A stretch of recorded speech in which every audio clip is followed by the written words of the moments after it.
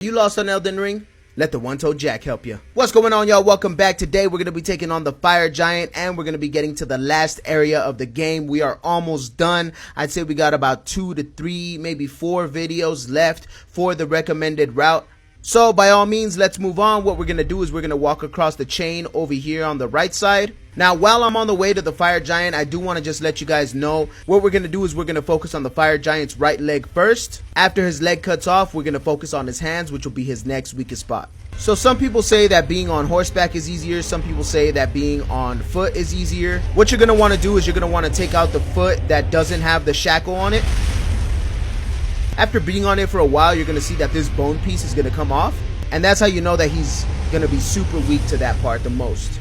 Now, after seeing this cutscene, it's going to be a little bit harder to get to him because he's going to be spewing fire at you most of the time. But what you're going to want to do is you're going to want to get in on his hands as much as you can. If you can't get to his hands, just continue hitting his legs. It won't be his weakest spot, but you'll still be doing some damage. So when he goes like this, just try to hit his hands as best as you can. He should get weak or he should get stunned, and you'll be able to hit his hands a little bit more.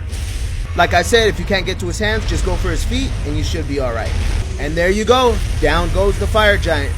He's a relatively easy boss fight. It's just a little hard to get to him when he's doing his fire spews and all that. So just make sure if you can't get to his hands, just go to his legs, get at his legs, and then try to avoid his rolls because those are going to be the ones that do the most damage to you. Alright, so now that you've defeated the Fire Giant, you're going to want to head over here to the Forge of the Giants, and you're going to want to go across that chain as well. Once you make it to the top of the Forge of the Giants, you're going to want to travel all the way across, and you're going to want to grab that side of grace at the crack.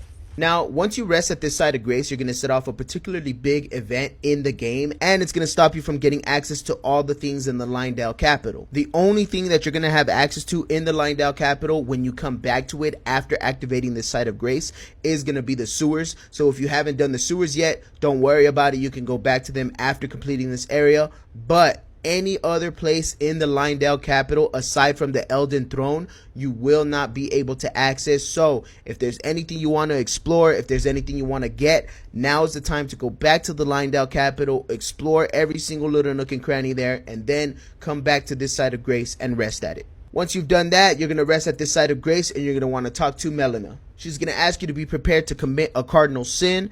If you are ready, you're simply going to tell her you're ready. It should bring you into a cutscene. Now, I'm not going to play the cutscene for you guys for spoiler purposes, but after the cutscene plays out, you're going to end up here in this brand new area. What you're going to want to do is you're going to want to progress through the area a little bit and get yourself the first side of grace. It's pretty straightforward, but once you get to this area, you're going to want to take a left and you're going to find yourself the first side of grace in this area. Make sure to rest up, level up, because this area is kind of tough. If you need to go upgrade any of your weapons, go do so now, and then we're going to progress through this area on our next video. So for more Elden Ring tips and tricks, follow my account, follow me on Twitch, and I'll see y'all later.